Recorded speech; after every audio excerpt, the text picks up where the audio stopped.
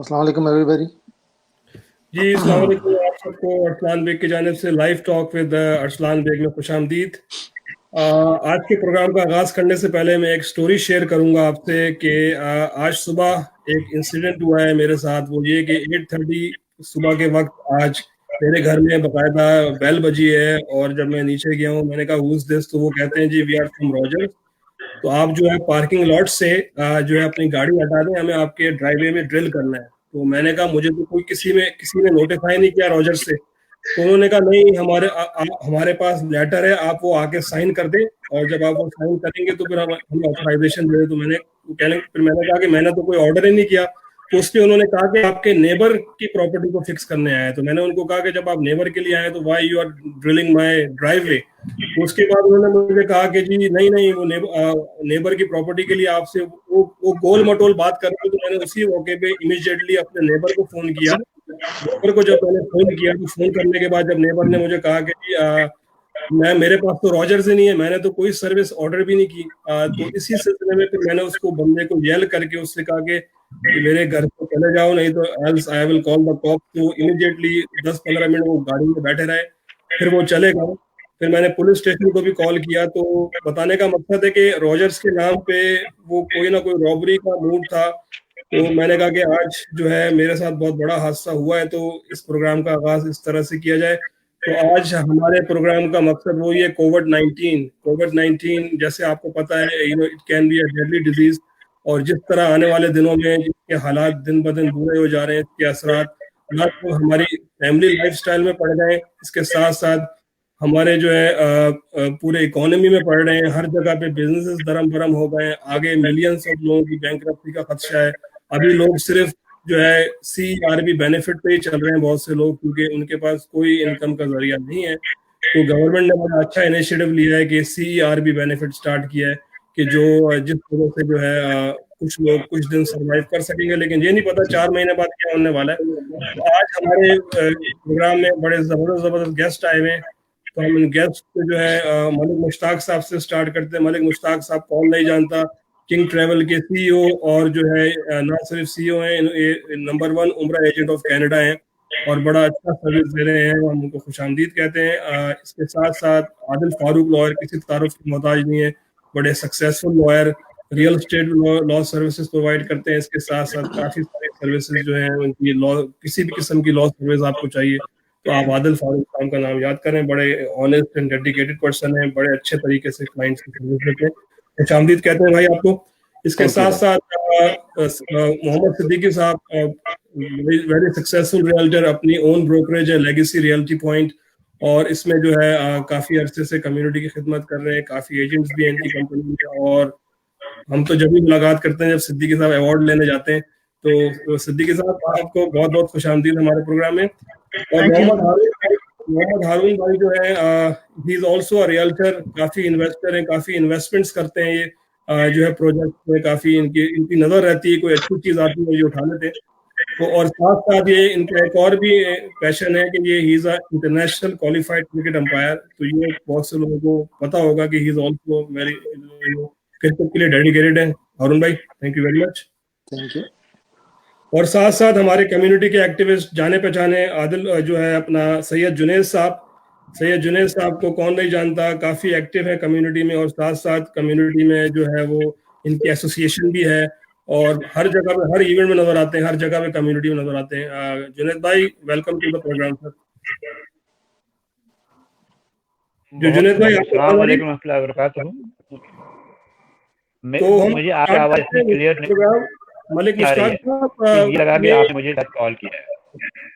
ये मुश्ताक भाई ये बताइए कि अभी जब से फ्लाइटें PIA की बंद हुई थी, इसके बाद PIA की फ्लाइटें दोबारा से जो स्टार्ट हुई हैं, उस वक्त से लेके आज तक की जर्नी में कितनी फ्लाइट्स आ गई हैं, कितने लोग कनाडा आ गए, कितने लोग फंसे हुए, जरा इसके बारे में प्लीज डिटेल दीजिए। जी थैंक यू अरसान भाई, बहुत शुक्रिया आपने ऑनलाइन दिया ताकि अपनी हमारी कम्युनिटी को पता चल जाए। मैं आपको पहले बताना चाहता हूँ कि 15 अप्रैल को आज एक फ्लाइट आई है इस्लामाबाद से टोरंटो, ठीक है जी। वो अपना फुल फ्लाइट आई है, यहाँ से ये फ्लाइट जाएगी, खाली जाएगी। इसके बाद 19 अप्रैल को कराची से टोरंटो के लिए फ्लाइट आ रही है, वो भी तकरीबन ऑलमोस्ट फुल है फ्लाइट, और यहाँ से ये खाली जाएगी, यहाँ से कोई पैसेंजर नहीं लेके जा रहे। 19 मार्च को सबसे लास्ट फ्लाइट आई थी कोविड-19 के बाद। अच्छा 19 मार्च को लाहौर से टोरंटो की फ्लाइट आई थी, उसके बाद कोई भी फ्लाइट रेगुलर नहीं जा सकी। अच्छा फिर वहां पे जो लोग हमारे फंसे हुए थे, 2 अप्रैल को 2 फ्लाइटें आई थी।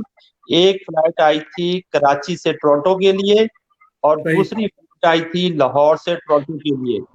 लेकिन ये दोनों फ्लाइटें खाली गई थी, इसको फेरी बोलते हैं, फेरी गई थी, खाली गई थी फ्लाइटें। अच्छा उसके बाद 3 अप्रैल को एक फ्लाइट आई थी। फिर उस फ्लाइट पे कुछ लोग, यहाँ पे कनाडा में जो लोग थे, टोरंटो से या जीटीए में थे, वो लोग उस फ्लाइट पे वापस पाकिस्तान गए थे। उसके बाद एक फ्लाइट 8 अप्रैल को आई है, ठीक है जी। 8 अप्रैल के बाद अब 15 अप्रैल को, और फिर 19 अप्रैल को तकरीबन ऑलमोस्ट तकरीबन 900,000 के नजदीक लोग जो वहां पे फंसे हुए थे, वो अब तक आ चुके हैं। और पीआईए जो एक और फ्लाइट चलाने वाली है 19 के बाद, तो उसका अभी स्केड्यूल नहीं आया। मेरे किसी भाई को कोई भी इंक्वायरी चाहिए, वो हमारे ऑफिस के नंबर पे कॉल करके पता कर सकते हैं। तो हम अपने क्लाइंट को, अगर हमारे क्लाइंट नहीं भी हैं, हम इनको पूरी हेल्प करेंगे, इनको पूरी इंफॉर्मेशन देंगे इंशाल्लाह, और उनकी पूरी हेल्प करेंगे। इन ट्रेवल उसका टेलीफोन नंबर है 9056248555। हमारा स्टाफ 24/7 डे होता है। तो आज कल 10 बजे तक है, तो आप सुबह 8 से लेके 10 बजे तक हमारा स्टाफ बैठा होता है। कोई भी किसी को कोई इंफॉर्मेशन चाहिए, कोई भी चाहिए, बात करनी है, तो वो हमारा स्टाफ उनको इंफॉर्मेशन दे सकता है। अगर अच्छा मेरे से बात करनी है तो मेरे से भी डायरेक्ट बात कर सकते हैं, इंशाल्लाह हम पूरी हेल्प करेंगे। अच्छा जी मलिक साहब, ये बताइए कि अभी तक जो है वहां पे तकरीबन अभी भी आपको क्या लगता है कितने पाकिस्तानी जो हैं अभी तक आने बाकी हैं, कुछ आपकी अप्रोक्सीमेट अंदाजे के मुताबिक? अब मेरा ख्याल है कि पाकिस्तान इतने ज्यादा लोग नहीं है। अब वो लोग हैं जो टिकटें यहाँ से लेके गए थे ना, वो ही अपनी उसी टिकट को रीवैलिड कराने के चक्कर में है। तो जैसे फ्लाइटें रेगुलर हो जाएंगी ना, तो वो जी जी उस फ्लाइटों का इंतजार कर रहे हैं लोग। तो अभी तो लोग जो 351 की टिकट जो लेके आए हैं अभी इकोनॉमी क्लास की, वो लेके आ रहे हैं। तो ये बताएं कि इसका जो फ्लाइटों का पे बेचारे उन लोगों को ही 3000 देना पड़ रहा है, और बहुत से लोगों के पास फंड्स नहीं है, शॉर्टेज है फंड्स की, तो क्या वो बोरो करके आ रहे हैं या किस तरह से? वो $3000 इज क्वाइट अ लॉट वो मनी। उसके लिए ये है कि अरसान भाई, 2 फ्लाइटें जो गवर्नमेंट ऑफ कनाडा ने अरेंज की थी 2 अप्रैल को, उस फ्लाइटों पे गवर्नमेंट ऑफ कनाडा ने उनकी हेल्प की थी। तो उनको मेरा ख्याल था, बाकी कुछ लोग, मोस्टली लोग खुद बाय करके आ रहे हैं, अच्छा कैश पेमेंट ले रहे हैं, वो कैश या क्रेडिट कार्ड पे। और इसका एक्सेस सिर्फ और सिर्फ पीआईए के अपना ऑफिस में है, पीआई वालों के पास है, वो भी इंटरनल पाकिस्तान में, कराची में या लाहौर में। और किसी के पास इसका एक्सेस नहीं है कि वो उसको देख भी सके, या इसको रीइशू कर सके, या इशू कर सके। उसका एक्सेस किसी के पास नहीं है। also वो लोन का जहाँ तक है, मलिक साहब मैं ऐड करूँ, उसमें कैनेडियन गवर्नमेंट ने $5,000 इंटरेस्ट फ्री लोन तो ऑफर किया हुआ है। अगर इस तरह की सिचुएशन बनती है तो आप गवर्नमेंट ऑफ कनाडा से $5,000 इंटरेस्ट फ्री लोन ले सकते हैं। वो मेरा ख्याल है कि इसी तरह गवर्नमेंट ऑफ कनाडा ने को, हमारे एक ऑपरेशन मैनेजर हैं, उनकी वाइफ आई है पिछले दिनों, उन्होंने पैसे कोई पे नहीं किए, गवर्नमेंट ऑफ कनाडा ने पे किए हैं। तो अभी उनको अपना 6 महीने के लिए पता है कि उन्होंने कहा कि 6 महीने के बाद आपने पे करने हैं, अभी नहीं पे करने। अच्छा, तो ये जो $5,000 का सिद्दीकी साहब जो आप लोन बता रहे हैं, ये पर पर्सन मिलेगा या पर फैमिली का है? ये नहीं, पर पर्सन, पर फैमिली तो हो नहीं सकता, क्योंकि जब $3,000 सिर्फ वन वे टिकट है तो वो तो पर फैमिली इनफ ही नहीं होगा। पर पर्सन है। उसमें अच्छी बात यही है ना, जैसे मलिक साहब ने बताया कि आपने 6 महीने में देना है और इंटरेस्ट फ्री है। अगर आपकी ऐसी सिचुएशन है कि आप $3,000 आप अफोर्ड नहीं कर सकते, तो आप वो गवर्नमेंट ऑफ कनाडा का प्रोग्राम अवेल कर सकते हैं। बहुत अच्छी बात आपने वो 6 महीने में नहीं देना, वो 6 महीने के बाद देने शुरू करना है, 6 महीने के बाद। जी जुनेद साहब। मैं इस सिलसिले में कुछ बोलना चाहता हूँ। आज आज ही की मुझे एमपी से बात हुई थी, एमपी से। उन्होंने कहा कि हम जो है लोन जो है गवर्नमेंट एम्बेसी आपको प्रोवाइड कर रही है, वहीं पे एक फॉर्म फिल कर दें ताकि आपको लोन मिलेगा और उस लोन को आप इस्तेमाल कर सकते सही, ठीक है, बिल्कुल। हम इस पे क्वेश्चन आंसर का सिलसिला हम ऐड करते हैं। चलते हैं आदिल फारूक भाई पे। आदिल फारूक भाई जैसे कि एक बहुत सक्सेसफुल लॉयर हैं और रियल एस्टेट की क्लोजिंग भी करते हैं।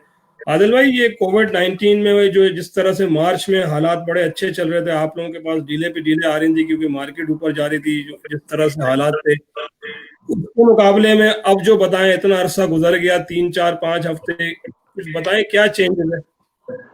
जी बिल्कुल, बहुत ड्रास्टिक चेंजेस हुई हैं as compared to last year. अगर आप देखें तो कोई कंपैरिजन नहीं है। और हम लोग तो सब, इंक्लूडिंग माई सेल्फ, हम लोग बड़ी एक्सपेक्टेशंस थी कि इस साल में पिछले साल से ज्यादा अच्छा बिजनेस होगा, क्योंकि रेट ऑफ इंटरेस्ट भी बहुत अच्छा था और बहुत सारे लोग वेट भी कर रहे थे प्राइसेस का, देख वॉच भी कर रहे थे प्राइसेस को। तो वो सारी की सारी एक्सपेक्टेशंस जो हैं वो थोड़ी सी हम लोग डिसअपॉइंट हुए हैं इस कोविड-19 की वजह से। बहुत सारे लोग जो हैं अब घर खरीद नहीं रहे, वो होल्ड करके बैठ गए हैं। मोहम्मद भाई जो है वो ज्यादा बेहतर तरीके से आपको बताएंगे कि वो घर क्यों नहीं खरीद रहे, क्या वजह हुई हैं। लेकिन हमारे लीगल पॉइंट ऑफ व्यू से कुछ प्रॉब्लम्स आ रही हैं, हमें भी आ रही हैं, हमारे क्लाइंट्स को भी आ रही हैं। फॉर एग्जाम्पल, कुछ लोगों के जॉब चली गई हैं, उन्होंने अपने मॉर्गेज के वेवर्स तो दे दिए हुए थे, महीना 1.5 महीने पहले जब डील फर्म हुई है उन्होंने वेवर्स दे दिए हुए थे। जब मॉर्गेज अप्रूवल का टाइम आया तो उनके बेचारों की जॉब चली गई है, तो जिसकी वजह से उन्हें काफी मुश्किल का सामना करना पड़ रहा है। और अभी कुछ बल्कि आज ही मेरी एक डील क्लोज हुई है, उस बंदे को कोई मूवर्स नहीं मिल रहे। कहता है जी आदिल साहब, मैं घर की चाबी तो ले लूंगा लेकिन मुझे मूवर्स नहीं मिल रहे, मैं मूव कैसे करूंगा घर। तो मुख्तलिफ लोगों के मुख्तलिफ चैलेंजेस हैं इस कोविड-19 के सिलसिले में। अच्छा आदिल भाई, ये बताएं कि अभी जो बहुत से लोग, जाहिर सी बात है क्लोजिंग की भी एक्सटेंशन हो रही है, तो बिल्डर की तरफ से कैसा रिस्पांस है? कोई कॉर्पोरेशन है या फिर वो ही कि आप 20,000 मोर डिपॉजिट दें, 30,000? बिल्डर की तरफ से कैसा रिस्पांस मिल रहा है आप लोगों को? देखिए, ये वेरी कर रहा है, प्रोजेक्ट टू प्रोजेक्ट और प्रॉपर्टी टू प्रॉपर्टी वेरी कर रहा है। जहां पे तो बिल्डर का थोड़ा सा भी काम रहता था, वो बिल्डर्स ने हमें नोटिफिकेशंस भेज दिए हैं कि वो अनडिटरमिन्ड टाइम के लिए क्लोजिंग एक्सटेंड हो गई है। सही, कोई टाइम नहीं दिया उन्होंने। और this is very shocking actually for us as well, कि उन्होंने ये नहीं कहा कि हम 60 डेज के टाइम दे रहे हैं, महीने का टाइम दे रहे हैं। उन्होंने कहा जब आप हालात ठीक होंगे तब हम आपको बताएंगे कि आपकी क्लोजिंग कब हमने करनी है। ये तो वो सिचुएशन हो गई जहां पे अभी थोड़ा सा काम रहता था। लेकिन जो प्रॉपर्टीज बिल्डर की कंप्लीट हो चुकी हुई हैं, जिसमें कोई काम होने वाला नहीं है, वो बिल्डर्स जो है आपको एक्सटेंशन दे रहे हैं, लेकिन सिर्फ 1 वीक 10 दिन की इस तरह से दे रहे हैं। वो जो होता था कि महीना ले लें, 2 महीने ले लें, वो बात नहीं चल रही। लेकिन टू सम एक्सटेंट थोड़े से लीनियंट हैं बिल्डर। मैं ये नहीं कहूंगा, जो पहले पिछले दिनों में जब मार्केट ठीक थी तब तो बिल्डर कहता था नहीं जी इतने डॉलर डिपॉजिट मजीद दो और ये पेनल्टीज दो तो फिर हम तुम्हें एक्सटेंशन देंगे। जो छोटी एक्सटेंशन हैं 2-4 दिन की, हफ्ता मैक्सिमम 10 दिन की, वो मिल रही हैं और विदाउट एनी पेनल्टीज मिल रही हैं। सही। अच्छा सिद्दीकी साहब, जैसे आप असलान भाई मैं भी एक मेंशन करना चाहता हूँ। असलान भाई जी सर, जी बिल्कुल बिल्कुल। अच्छा, मैं भी ये बताना चाहता हूँ कि 6 अप्रैल को हमने डक्कन में एक प्रॉपर्टी थी, तो 6 अप्रैल को क्लोज करनी थी। तो अच्छा। फ्लैटो का आप नाम सुना होगा, फ्लैटो के जो ऑनर है डंडाक, जी डंडाक, बिल्कुल डंडाक। तो वो उनको भी मैंने सिर्फ सिंपल फोन किया, मैंने कहा यार बात सुनो, 6 अप्रैल को मुश्किल है तो इसकी डेट आप एक्सटेंड कर दें। उसने जनाब पता किया है कि मुझे फोन करके बोला कि मलिक साहब आप फिक्र नहीं करें, आपकी मंडे वाले दिन आपकी डेट एक्सटेंड हो जाएगी, तो आपको बिल्कुल किसी किस्म की टेंशन नहीं लेनी। तो मैं शाकिर को सलूट करता हूँ जी, उस लड़के ने, उस आदमी ने अल्हम्दुलिल्लाह कोई चार्जेस नहीं दिए, कोई कुछ नहीं लिया। उसने जनाब 15 दिन की एक्सटेंशन दे दी, ठीक है जी। और स्पेशली उसने बोला कि जो भी काम अगर आपने करवाना है ना, तो मुझे बताइए, मैं करवा दूंगा आपका। You so nice of him, बहुत, ये तो बड़ी अच्छी न्यूज़ है तो शाकिर भाई। पूरी हेल्प की है, और वो प्रॉपर्टी भी अल्हम्दुलिल्लाह हमने रेंट आउट भी कर दी है। यानी बहुत ही ज्यादा कोऑपरेशन किया, मतलब है कि एक सिर्फ जस्ट कॉल किया मैंने कहा यार शायद, लेकिन बहुत ही ज्यादा कोऑपरेट किया। आई रियली अप्रिशिएट शाकिर का, मैं आप थैंक यू बोलता हूँ आपके वसासे से जनाब, उन्होंने हमारे साथ तो बहुत हमारी हेल्प की।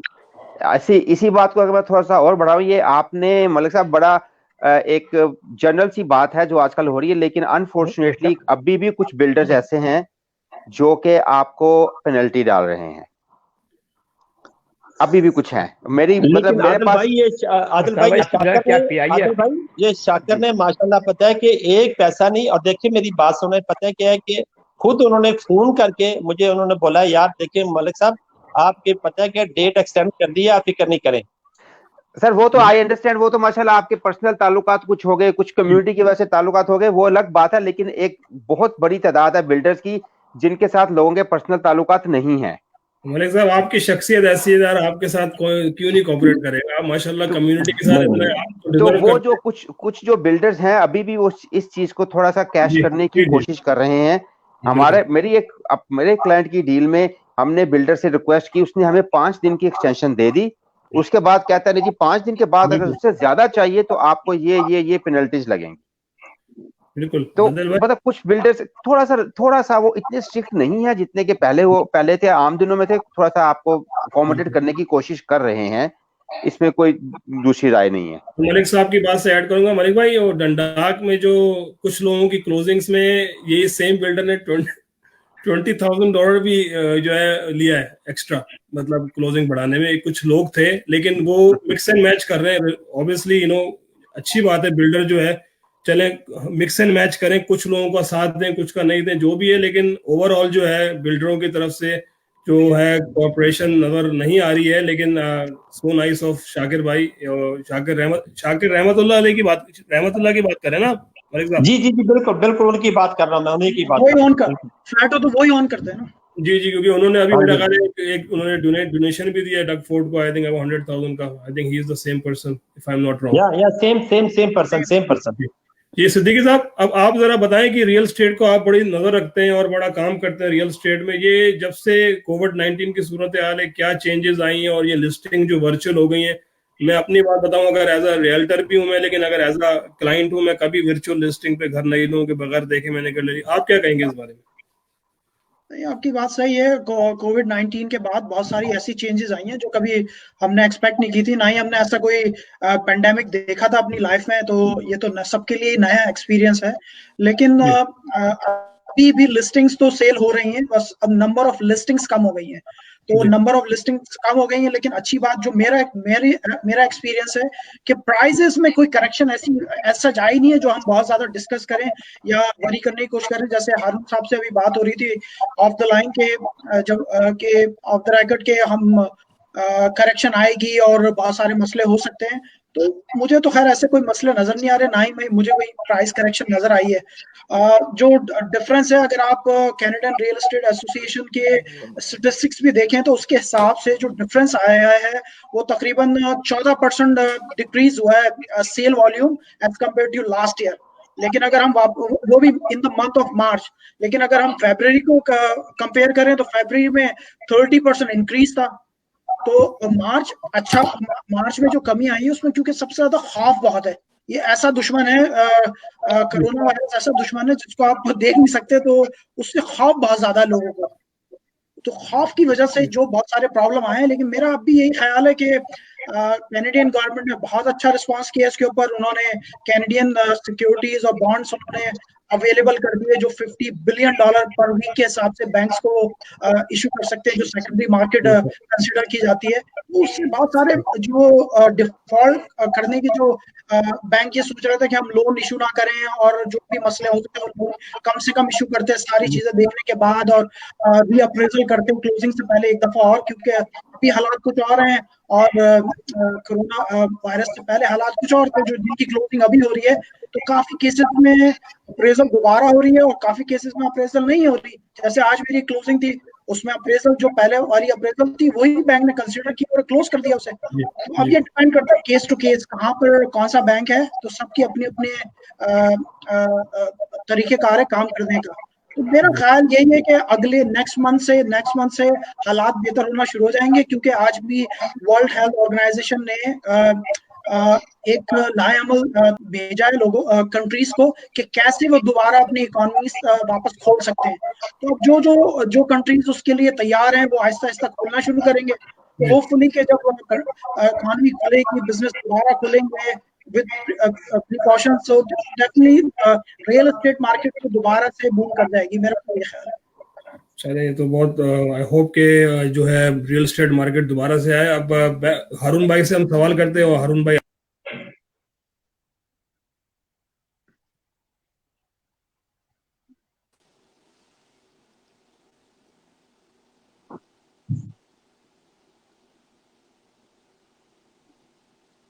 बात कर रहे थे, आप जो है हारून भाई, आपको आवाज आ रही?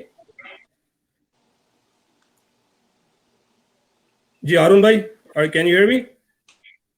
Yes, I can hear you. अच्छा हारून भाई, ये बताएं कि रियल आप एज अ इन्वेस्टर भी आप बड़ी नजर है आपकी एज अ इन्वेस्टर, जो भी अच्छी चीज आती है आप उसमें इन्वेस्ट कर देते हैं।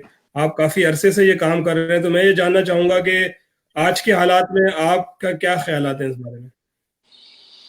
नहीं भाई, आज के हालात में तो मैं बस होल्ड करके बैठा हूँ, ठीक है ना। तो ये है कि जो एग्जिस्टिंग मेरी कुछ ट्रांजैक्शन हुई हैं, जो प्रॉपर्टीज़ हैं, उन्हीं की बस कह लें कि होल्डिंग पावर के हिसाब से चल रहा है। तो as long as you can sustain the current situation, तो ये है कि प्रॉब्ली, लेकिन ये है कि अभी कहीं नई इन्वेस्टमेंट का कोई इरादा कोई नहीं है अभी, क्योंकि जो बिल्डर्स की प्राइसेस हैं वो टू बी ऑनेस्ट, अगर अकॉर्डिंग टू द सिचुएशन देखा जाए तो seems like very high, and I don't know कि how come builders are keep on selling, वो मेरी समझ से बाहर है।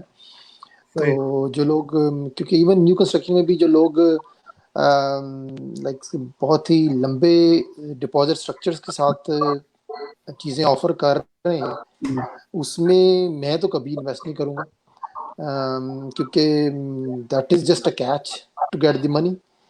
क्योंकि ये है कि अगर किसी भी जगह आप देख रहे हैं, नई जगह जहाँ पे कोई बिल्डर कुछ ऑफर कर रहा है, इवन वो बिल्डर अपनी फेज 1 फेज 2 के हिसाब से तो दिखाना शुरू कर देता है कि 40-50 हज़ार प्राइसेस ऊपर चली गई हैं, लेकिन यह है कि उसको अगर आप थोड़ी सी रिसर्च करके देखें कि उसके अंदर रीसेल की क्या वैल्यू है, मैं जो कंपैरिजन देखता हूँ वो इस हिसाब से देखता हूँ कि अगर कोई बिल्डर की आज की प्रॉपर्टी जो है को अगर वो 4 लाख की को ऑफर कर रहा है, अगर मार्केट में उसकी जो प्रीवियस की जो सेल हो रही है वो अगर कोई 350 से 375 के बीच में है, then there is a potential in that, okay.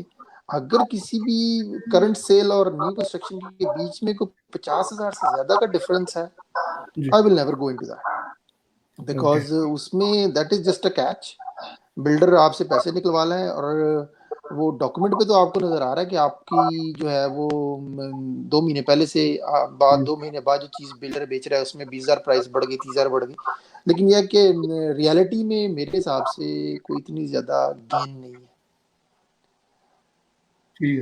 तो दैट्स व्हाट मैं ये कह सकता हूँ कि मेरा जो पिछले 6 साल का जो 7 साल का जो एक्सपीरियंस है, मैंने ज्यादातर इसमें अपनी पर्सनल ही न्यू कंस्ट्रक्शन में ट्रांजैक्शंस की हैं, तो that's what I feel it. बाकी है कि I know there are better people, bigger agents, they think that they can do that, but I will never put any of my client in this kind of situation. लेकिन हारून साहब, इसमें मैं एक सवाल है, जैसा आप कह रहे हैं कि हालात इतने अच्छे नहीं है और अभी इन्वेस्टमेंट नहीं करनी चाहिए, होल्ड करना चाहिए। हमारे पास वैसे तो कोई 100% कंपैरिजन नहीं है आज इस पैंडेमिक का, लेकिन 2008 में जब रिसेशन था, पूरी दुनिया की इकोनॉमीज डाउन थी, यूएसए में रियल एस्टेट कोलैप्स कर गई थी, लेकिन उस वक्त भी कनाडा में रियल एस्टेट को तो ऐसा फर्क पड़ा नहीं था, उसी तरह तेजी थी और उसी तरह सेल और परचेज हुई है। लेकिन उस वक्त तो ये थोड़ी सूरत हाल थी कि उस वक्त लोगों की जॉबें चल रही थी, लेकिन अभी तो मसला क्या है कि लोग तो जॉबों से हाथ धो बैठे ना, गवर्नमेंट के बेनिफिट्स पे चल रहे हैं, तो थोड़ी सी सिचुएशन अभी भी रिसेशन है, लेकिन आप क्या समझते हैं इसमें? थोड़ा सा दूसरी सिचुएशन 2008 में भी भाई रिसेशन इसी तरह आया था और इसी तरह लोगों की जॉब्स गई थी। अभी तो गवर्नमेंट इतनी सपोर्ट भी कर रही है बहुत ज्यादा। अभी जो सिचुएशन है सिर्फ ये है कि जो आपका इन्वेस्टर है ना, वो इन्वेस्टर ये लोग तो हो ही नहीं सकते कि जिसके पास 1 महीने की का बैकअप भी ना हो और वो एकदम से परेशान हो जाएंगे कि अब खाने पीने के मसले हो गए। तो ये 2000 जो गवर्नमेंट दे रही है बेसिकली वो सपोर्ट तो कर रही है, लेकिन ये बेसिकली उन लोगों के लिए जो 1 महीने का भी बैकअप नहीं है। अब जिस आप इन्वेस्टमेंट की बात कर रहे हैं कि वो एक 80,000 या $1,00,000 या $2,00,000 जो डाउन पेमेंट बंदा करता है, वो इन्वेस्टर है। इन्वेस्टर के पास इतने पैसे तो होते हैं कि वो 1-2 महीने सर्वाइव कर सके। तो जो सिचुएशन है, मैं ये नहीं कह रहा कि सिचुएशन बहुत अच्छी है, सिचुएशन में प्रॉब्लम तो है। इकोनॉमी भी श्रिंक कर गई है बाय 9% कनाडा की, लेकिन इन्वेस्टर्स को हम एज इन्वेस्टर है, उसके पास इतने पैसे हैं कि वो 1-2 महीने 3 महीने सर्वाइव कर सके। जो रियल बायर्स हैं वो उसी तरह मार्केट में रहेंगे और जैसे ही इकोनॉमी दोबारा खुलती है तो रियल एस्टेट दोबारा बूम करेगा, क्योंकि अभी भी जो सेल परचेज चल रही है वो नंबर्स में कम है, जबकि वो जो सेल परचेज इस वक्त चल रही है वो रीसेल में चल रही है। बिल्डर्स तो बिल्डर तो इस वक्त सेल नहीं कर रहे, वो सब जितने भी नए प्रोजेक्ट हैं वो इस वक्त होल्ड पर चले गए, कोई नया प्रोजेक्ट अभी तक आया ही नहीं है। तो हम ये कह ही नहीं सकते कि मार्केट इस वक्त बहुत खराब है जब तक कोई ऐसा प्रोजेक्ट मार्केट में आए और वो सेल ना हो। तो इस वक्त जो रीसेल की आप नंबर्स देखते हैं उसमें नंबर ऑफ सेल्स तो डाउन हुई है, लेकिन प्राइसेस कहीं पर भी कम नहीं है। प्राइसेस तो वही लोग ले रहे हैं। आज भी मिल्टन में एक घर की लिस्टिंग अपडेट हुई है, 73,000 मोर देन आस्किंग प्राइस में सेल हुआ है। मुझे नहीं लगता कि कोई ऐसा बड़ा मसला आएगा कनाडा में। पूरी दुनिया की तो हम बात नहीं कर रहे, हम तो सिर्फ कनाडा की बात करेंगे। तो कनाडा की जो हाउसिंग मार्केट है मेरा ख्याल है वो स्टेबल है। देखिए भाई, इसमें मैं एक चीज और ऐड करूंगा। जिस एंगल से मैंने चंद एक डील्स मेरे ऑफिस में थ्रू हुई हैं, तो बहुत सारे लोग इवन तो उनकी जॉब्स, उनको पता है कि शायद 1 महीने बाद या 2 महीने बाद उनको ले ऑफ मिल जाएगा जैसी सिचुएशन चल रही है, और उन्होंने जल्दी में घर खरीदे हैं। ठीक है, उन्होंने जो भी मार्केट प्राइस उसको उनको रिजनेबल लगी, उन्होंने घर खरीद लिया। जब थोड़ी सी इनसे जिक्र बात हुई, मैंने इस चीज को डिग करने की कोशिश की, तो बहुत सारे लोगों के ज़हन में इस वक्त ये है कि हम घर ले लेते हैं और 6 महीने के लिए इमीडिएटली मॉर्गेज को डेफर करवा लेते हैं। वो बहुत सारे लोग उस एंगल से भी सोच रहे हैं कि चले 2000 गवर्नमेंट तो दे रही है, इस वक्त जॉब है, घर लो और 6 महीने के लिए डेफर करवा लो, 6 महीने के बाद हालात ठीक हो जाएंगे, तो then we will continue from there. Adil भाई की बात बहुत अच्छी है, क्योंकि सिर्फ यही एक फैक्टर है जिसकी वजह से मार्केट स्लो हो सकती है। क्योंकि अगर एक बंदे की जॉब चली गई, उसने पहले बाय किया है, तो यकीनन अगर वो अप्रेजल के लिए बैंक दोबारा आता है, दोबारा से आपकी इनकम वेरिफिकेशन करता है, तो वो डिस्क्वालीफाई हो जाएंगे। तो यहाँ पर एक फैक्टर आता है कि आपके पास बैकअप होना चाहिए, लेकिन वो सारी जॉब्स में ऐसा नहीं हो रहा। यही वजह है, एक ये फैक्टर है, और दूसरा फैक्टर कोविड-19 का है कि वर्चुअली लेना बहुत मुश्किल है कि आप $1 मिलियन का घर लेना और आप वर्चुअली घर बैठ के लेना है, तो आपको फिजिकली जाना पड़ता है, जिसके अंदर डर और खौफ है। तो ये जो आदिल भाई कह रहे हैं, इसका सोल्यूशन ये तो यही है कि आपके पास बैकअप होना चाहिए। अगर वो दोबारा बैकअप तो होना चाहिए, बैकअप तो लाजमी है जी। यहाँ पे आपको भी पता है, हमें भी पता है, यहाँ पे एक एवरेज बंदे के पास 1 या 2 महीने से ज्यादा का बैकअप होता नहीं है, जो सिचुएशन है। लेकिन जो मैं पॉइंट आपसे बात करने की कोशिश कर रहा हूँ कि इस टाइम पे लोगों के पास, गवर्नमेंट ने लोगों को 6 महीने का बैकअप दे दिया है मॉर्गेज डेफर की शक्ल में, अगर आप देखें तो। अगर आप इसमें ये कि इन्वेस्टमेंट का, लेकिन एक बात ध्यान में रखनी चाहिए कि ये जो मॉर्गेज डेफर का जो ऑप्शन है, ये ठीक है, आपको 6 महीने तक मॉर्गेज नहीं देनी, लेकिन 6 महीने बाद जब ये मॉर्गेज आएगी तो इस पे compound interest rate compound interest होगा। बिल्कुल आप सही कह रहे हैं। एक और चीज ऐड कर दूं, इसमें जो है ना, इसमें न्यू का फर्स्ट टाइम जो नए बायर्स हैं उनको भी मुश्किल कर रहा है बैंक देने में। वो उन लोगों को ज्यादातर डिफर करने में इंटरेस्टेड है कि जिनका रिन्यूअल आ रहा है, या तो जिनकी 2 साल पुरानी मॉर्गेज हो गई है। कुछ मुश्किलात आ रही हैं, कुछ जो नई क्लोजिंग जिन लोगों ने की है, कुछ ऐड करना चाहूंगा कि उसमें थोड़ा सा बैंक 6 मंथ डिफर नहीं कर रहा। अच्छा, ये नहीं गवर्नमेंट कर रहा। इसकी वजह से भी गवर्नमेंट ऑफ कनाडा ने सिक्योरिटी बॉन्ड्स और सिक्योरिटी इन्वेस्टमेंट दिए कि $50 बिलियन पर वीक वो जी मार्केट में उन्हें इंजेक्ट किए, जिसकी वजह से बिल्कुल बैंक्स को बस कॉन्फिडेंस गया है कि इन केस अगर मार्केट में कुछ प्रॉब्लम आती है, करेक्शन आती है या लोग डिफॉल्ट होते हैं, तो बैंक को उसका नुकसान नहीं होगा, वो गवर्नमेंट ऑफ कनाडा बिल्कुल सेफ्टी।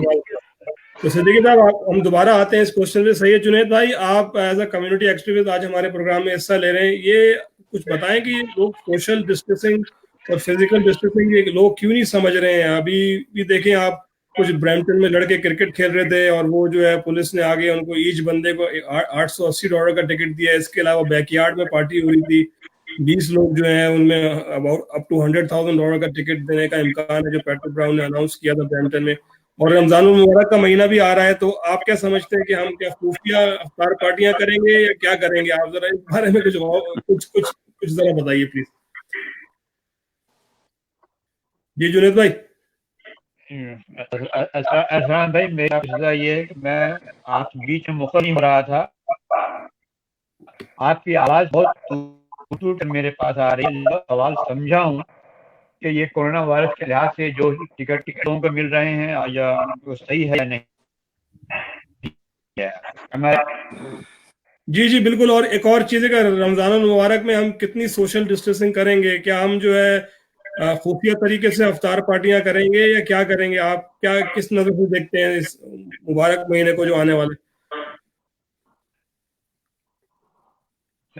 मैं यही कह रहा हूँ, जो भी कवानीन जो गवर्नमेंट ले रही है, हमारी गवर्नमेंट, मैं तो फुल्ली सपोर्ट कर रहा हूँ कोरोना के सिलसिले में, इसलिए कि जो डिस्टेंसिंग पहले आपको कहा गया है वो करने के लिए, ये इसमें आपकी भलाई है, गवर्नमेंट कोई भलाई नहीं है। जैसे मैं अगर बच जाऊँ, मैं अपने बच्चे की भलाई करता हूँ, तो ये बेहतर है कि मैं अपने आप को महफूज रखूँ, अपने बच्चे को महफूज रखूँ।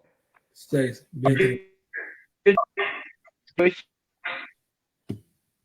में जो गड्ढे लोग दिए गए हैं, मैं समझता हूँ बिल्कुल सही है, इसलिए कि ये कानून है, कानून का अमल दरामद ही हमारा अव्वलीन फर्ज है। आप देखें जहाँ जहाँ कानून को नहीं फॉलो करते हैं, उनका हशिया उनके परेशानियां आती हैं। इसलिए मैं कहता हूँ कि जो भी कानून है हमें बिल्कुल करना चाहिए, कि पाबंदी, यही चीजें हैं। जी मुश्ताक साहब, हम जी जनाब अस्सलाम साहब। जी आप बताएं कि आपका क्या इस बारे में, ये रमजान मुबारक की आप भी माशाल्लाह काफी इस चीज को काफी गौर से देखते हैं। आप लोगों का तो जो उम्रे का ग्रुप भी हमेशा रमजान में आप लेके जाते थे, अब अनफॉर्चुनेटली इस दफा वो नहीं होगा। तो आप क्या समझते हैं कि हम किस हद तक सोशल डिस्टेंसिंग में सक्सेसफुल हो जाएंगे रमजान मुबारक? देखें जी असलान भाई, पता क्या है कि गवर्नमेंट ने जो कुछ कहा उस पे पता है क्या है कि अमल दरामद होना चाहिए। गवर्नमेंट हमारे फायदे के लिए जो कुछ भी कर रही है बिल्कुल ठीक कर रही है, समझे। तो ये घर में भी हम नमाज पढ़ सकते हैं, कोई जरूरी तो नहीं मस्जिद में जाके हम नमाज पढ़े, मस्जिद में जाके तरावी पढ़े। ये सोशल डिस्टेंस बहुत जरूरी है, इज वेरी इंपॉर्टेंट। ये सब हमारे लिए है, गवर्नमेंट ने ऐलान किया है जनाब। तो ये बहुत इंपॉर्टेंट है। रोजा हम अपने घर पे खोल सकते हैं, तरावी हम अपने घर पे भी पढ़ सकते हैं। जी देखो ना, अपना सऊदी अरेबिया में उन्होंने ऐलान कर दिया है, सऊदी अरेबिया में, कि वहां पे तराबियां नहीं होगी हरम में। जी जी बिल्कुल। जी बिल्कुल, सऊदी अरेबिया में हरम में तराबियां नहीं होगी, उन्होंने ऐलान कर दिया है। तो 15 रमजान को वो फाइनल डिसीजन लेंगे कि आया कि हज कंटिन्यू होगा या नहीं। अगर होगा भी तो मेरा ख्याल है कि सिर्फ और सिर्फ सऊदी पीपल को और वो बाकी जो करीब के कंट्री है उनको परमिशन होगी, तो और किसी को मेरा ख्याल है कि नहीं आने की इजाजत होगी। अच्छा मलिक साहब, आप लोग जो है पाकिस्तान के अलावा भी हमारे कुछ लोग यूएई में भी जो है अभी आने वाले थे, यहाँ कुछ वेकेशन पे गए थे, तो वो लोग किस फ्लाइट के जरिए वाया कनाडा आ रहे हैं? एयर कनाडा से आ रहे हैं? वो किस तरह से आ रहे हैं वो लोग? नहीं जी नहीं, वो बिल्कुल अपना यूएई से भी अबू धाबी दुबई से सब फ्लाइटें बंद हैं, वहां से नहीं आ रही जी बिल्कुल। अच्छा, तो उनको पाकिस्तान जाके फिर वहां से लेके आने, जो वो बंद ही है तो वहां स्टक हो गया, इसका मतलब है वो? हाँ बिल्कुल स्टक है जी, बिल्कुल। मैं आपको मिसाल देता हूँ कि यूएसए से काफी लोग हैं जो हमें अप्रोच कर रहे हैं, वो कह रहे हैं कि प्लीज आप हमें टिकट दे दें, हम आ जाएंगे खुद हमने उनको बताया कि लास्ट वीक हमने 3 अप्रैल की कुछ लोगों की टिकटें इशू की थी, तो वो लोग बेचारे उनको बॉर्डर क्रॉस नहीं करने दिया, तो खैर हमने उनके पैसे वापस कर दिए। अब इतने लोग मतलब इंक्वायरी कर रहे हैं, ये यूएसए से, वो कह रहे हैं कि आप हमारी टिकट इशू कर दें, हम खुद ब खुद आ जाएंगे। हमने उनको कहा भी वो आपको आने नहीं देंगे, चाहे आपके पास अमेरिकन पासपोर्ट है, चाहे आपके पास पाकिस्तानी पासपोर्ट है, चाहे कोई भी पासपोर्ट है, सिर्फ एक्सेप्ट कैनेडियन पासपोर्ट को आने दे रहे, बाकी और किसी पासपोर्ट को नहीं आने दे रहे, पासपोर्ट होल्डर को नहीं आने दे रहे कनाडा में, बिल्कुल टोटली क्लोज है। तो इसलिए कि हमने उनको बोला कि आप भाई नहीं आए, आप वहीं पे रहे, वहीं पे कोई अरेंज करें। अच्छा ये बताएं मलिक साहब, आप हम तकरीबन प्रोग्राम के अख्ताम की तरफ जाने वाले हैं, आप ये बताएं कि आप जाते जाते कोई इम्पोर्टेंट मैसेज देना चाहेंगे अपने व्यूअर्स को, या कोई ऐसी चीज, कोई ऐसी बात करनी है आपको जो कि कोई भी सबके लिए ये है कि हम एक दूसरे के लिए पता है क्या ख्याल रखें, तो जो सीनियर लोग हैं उनके घरों पे जाके उनकी हेल्प करें, और स्पेशली हमारी कम्युनिटी के जो लोग हैं एक दूसरे को अपना फोन के जरिए उनको खैरियत, उनका हाल हवाल पूछे, और उनकी कोई हेल्प है तो हेल्प करें। मेरे लायक को भी ट्रैवल के हवाले से किसी को भी कोई भी चीज की जरूरत है, कोई भी है, तो मुझे वो कॉल कर सकते हैं आपके तवज्जुह से अरसलान भाई, बिल्कुल हम हाजिर हैं। हमारा ऑफिस 24/7 डे ऑफिस खुला है। ठीक है सर, तो आप सब लोग किंग ट्रैवल को याद रखें, अगर आपको आगे इंशाल्लाह उम्रे में भी जब हम हालात ठीक हो जाएंगे उम्रे पे जाना है, मुश्ताक भाई के पास स्पेशल पैकेज मैंने एक चीज ऐड करना चाह रहा हूँ, मैं इस चीज में कर रहा हूँ।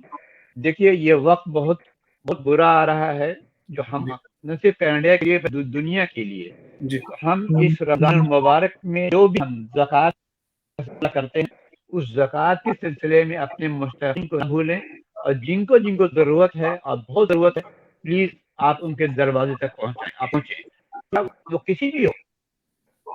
जी दुआ करें, अल्लाह ताला मेहरबानी करेगा। जी दुआ करें आप, अल्लाह ताला मेहरबानी करेगा, स्पेशली पाकिस्तान और कनाडा पे। कनाडा हमारा कंट्री है, अल्लाह ताला मेहरबानी करेगा इंशाअल्लाह इंशाअल्लाह इंशाअल्लाह।